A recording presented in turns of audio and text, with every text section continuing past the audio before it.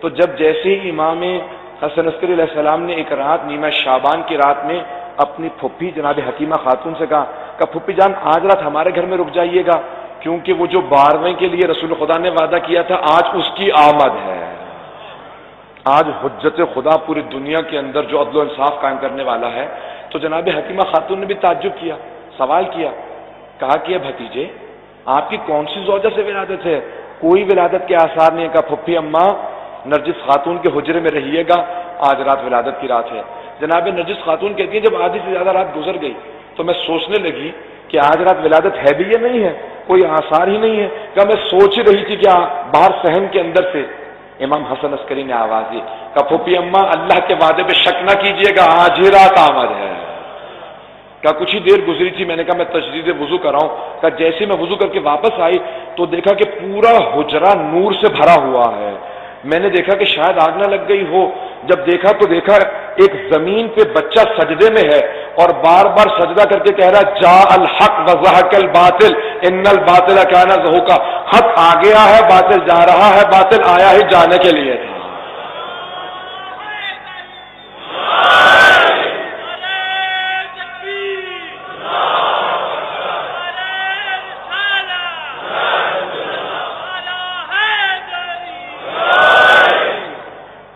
آپ نے غور فرمایا تو امام حسن عسکری علیہ السلام سب کے ذہن تیار کر رہے ہیں، کہا کہ دیکھو یہ آمد ہے۔ جناب نرجس خاتون کہتی ہیں جیسے میں نے بچے کو دیکھا نا، میں نے اٹھایا دیکھا کہ بچہ نہایت پر نور ہے، ایسی میں نے مخلوق دنیا میں صرف آئمہ کی شکل میں دیکھی ہے۔ بچے کو میں نے سلام کیا، بچے نے فصیح و بلیغ عربی زبان میں جواب دیا وعلیکم السلام، پھپھی اماں آپ پہ بھی سلام ہو۔ کہا مجھے فوراً 11ویں امام نے آواز دی کہ پھپھی اماں میرے بچے کو میرے پاس لے آئیے۔ کہا میں فوراً بچے کو لے کے گئی، جیسے بچے کو لے کے گئی 11ویں امام نے اپنی آغوش میں لیا، فوراً چوما، کہا کہ سلام ہو میرے بیٹے آپ پر۔ تو اس بچے نے فوراً جواب دیا، جناب حکیمہ خاتون جو 9ویں امام حسن کی بیٹی ہیں، امام علی نقوی کی بہن ہیں، امام حسن عسکری کی پھپھی ہیں، اور وہ اسی زری میں ہیں جہاں پہ 10ویں اور 11ویں امام کا روضہ ہے۔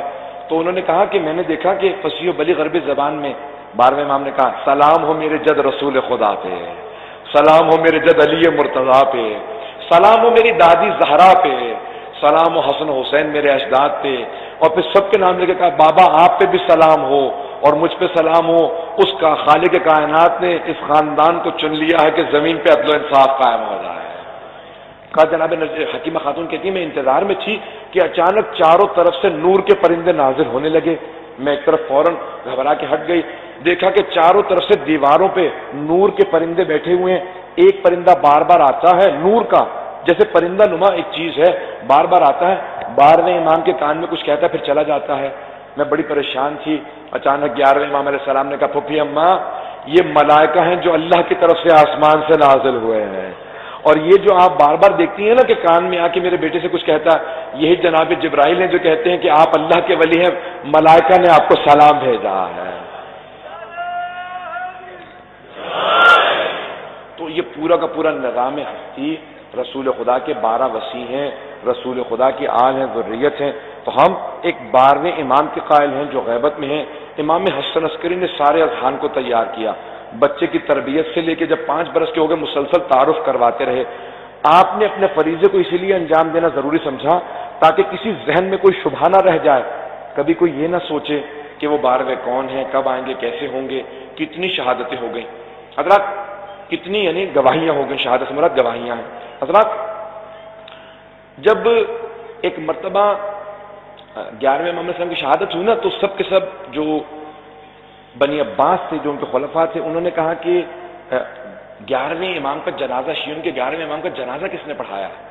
کہا کہ ان کے بھائی کھڑے تھے، لیکن اچانک ان کے گھر سے ایک 5 برس کا بچہ نکلا، اس نے اپنے چچا کی ابا کو پکڑا، کہا چچا جان ہٹ جائیے، اس جنازے کے پڑھانے کا میرا حق زیادہ ہے۔ کہا وہ کھڑے ہو گئے اور انہوں نے تکبیرات کہیں اور اس کے بعد واپس گھر میں چلے گئے۔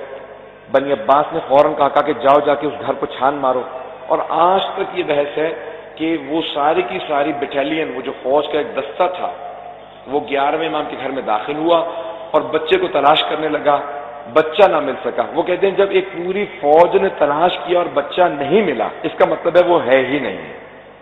بات سمجھ میں آئی ہے؟ ان کا اشکال یہ، وہ کہتے ہیں وہ نہیں ہے، کیوں نہیں ہے؟ وہ کہتے ہیں کیونکہ ایک فوج نے تلاش کیا۔ میرا سوال ہے فوج نے تلاش کیوں کیا؟ فوج کا تلاش کرنا اس بات کی علامت ہے کہ جو سارے شہر نے دیکھا تھا کہ ایک بچے نے جنازہ پڑھایا ہے، وہ فوج دیکھنے گئی تھی کہ جو پورے شہر نے دیکھ لیا ہے۔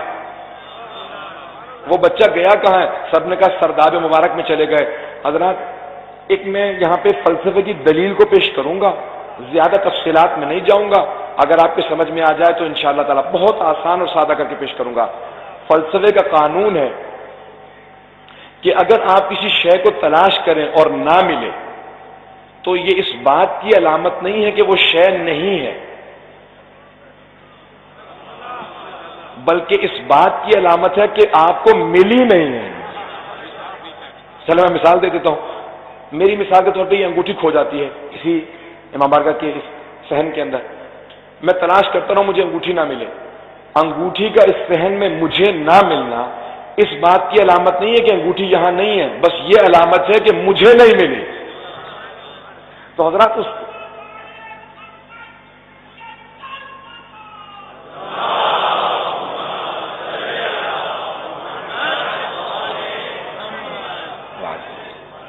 آپ نے غور فرمایا؟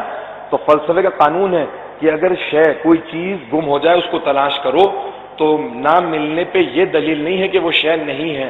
تو حضرات، اب ساری کی ساری فوج تلاش کر رہی ہے، تو اسی لیے ابتدائی علماء کے اندر اختلاف یہ تھا کہ امام زمانہ کی غیبت یعنی کیا؟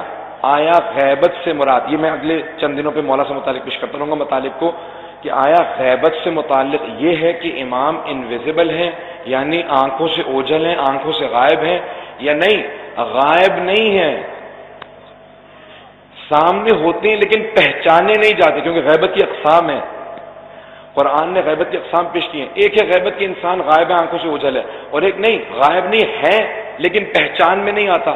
جیسے جناب یوسف کے بھائی جب مصر پہنچے، جناب یوسف عزیز مصر بن چکے تھے، سب بھائی دیکھ رہے تھے لیکن پہچان نہیں رہے تھے کہ یہی یوسف ہے، تو یہ بھی غیبت ہے، یعنی آنکھوں کے سامنے پہچانے نہیں جا رہے۔ تو علماء میں اختلاف اس بات پہ ہے کہ آیا امام زمانہ آنکھوں سے غائب ہیں یا غائب نہیں ہیں، دیکھنے میں آتے ہیں، پہچانے نہیں جاتے۔ حضرات، امام اگر چاہیں تو غائب ہو جائیں اور چاہیں نظر آئیں، پہچانے نہ جائیں۔ اب سیرہ حلبیہ جو ہمارے اہل سنت والبرادران بھائیوں کی ایک سیرت نبوی ہے، وہیں سے پیش کر رہا ہوں، جلد اول میں، پیغمبر مکے میں ہے، اور دلیل کے طور پہ پیش کر رہا ہوں بات کو۔ پیغمبر اسلام مکے میں ہے، صرف 2 دلیلیں پیش کروں گا، تفصیلات میں نہیں جاؤں گا، کیونکہ میں خود اگر 12ویں امام پہ چاہوں تو ایک سے زیادہ شرح پڑھ سکتا ہوں، کئی دلیلیں موجود ہیں، خود میرے پاس ایک انسائکلوپیڈیا موجود ہے۔ 12ویں امام کوئی مختصر موضوع نہیں ہے، یہ خود کئی اشروں کا موضوع ہے۔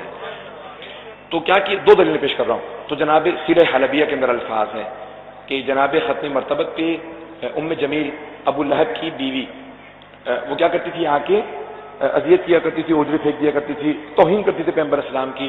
تو مسجد الحرام میں پیغمبر اسلام خانہ کعبہ کے سامنے بیٹھے ہیں اپنے صحابہ کے ساتھ، اتنے میں ام جمیل کو آتے دیکھا، پیغمبر اسلام نے فوراً کہا یہ آ رہی ہے، مجھے دیکھ نہیں پائے گی۔ تو صحابہ تعجب کرنے لگے کہ جب آ رہی ہے، پیغمبر اسلام سامنے بیٹھے تو دیکھ کیسے نہیں پائے گی؟ اتنے میں وہ آئی، آ کے صحابہ سے سوال شروع کیا، کہاں رسول محمد کہاں ہے؟ وہ تو نہیں ماننا، رسول خدا تو نہیں مانتی تھی، کہاں ہے؟ اور بہت کچھ کہا، اس کے بعد چلے گئے۔ پیغمبر اسلام نے کہا دیکھا یہ مجھے دیکھ نہیں پائی، اب اگر آئے گی تو دیکھ پائے گی۔ کہا اب اگر آئے گی تو دیکھ پائے گی۔ کہا یا رسول خدا یہ کیا چیز ہے؟ کہا میں قدرت رکھتا ہوں، اختیار رکھتا ہوں خدا کی طرف سے، جسے چاہتا ہوں نظر آتا ہوں، جسے چاہتا ہوں نظر نہیں آتا۔ حضرت آج تک علامہ مجلسی نے 24 معجزات بدن جسم رسول خدا کے لکھے ہیں۔ آج تک آپ نے دیکھا ہوگا بعض اوقات پتھروں پہ پیغمبر اسلام کے نشان ہیں، توجہ ہے لوگوں کی؟ تو صحابہ کرام کہتے تھے کہ ہم نے خود اپنی آنکھوں سے دیکھا، بعض اوقات پیغمبر کچی مٹی پہ، ریت پہ چلتے تھے، نشان نہیں بنتے تھے، بعض اوقات پتھروں پہ چلتے تھے، نشان بنتے جاتے تھے۔ تو کہا جہاں پیغمبر اسلام چاہتے تھے ان کے نقش بنتے جاتے تھے، جہاں نہیں چاہتے تھے نقش نہیں بنتے تھے۔ جس کا اتنا اختیار ہو کہ پتھر پہ نقش چھوڑ دے اور ریت پہ نقش نہ چھوڑے، تو پھر دلوں کی بھی یہی کیفیت ہے۔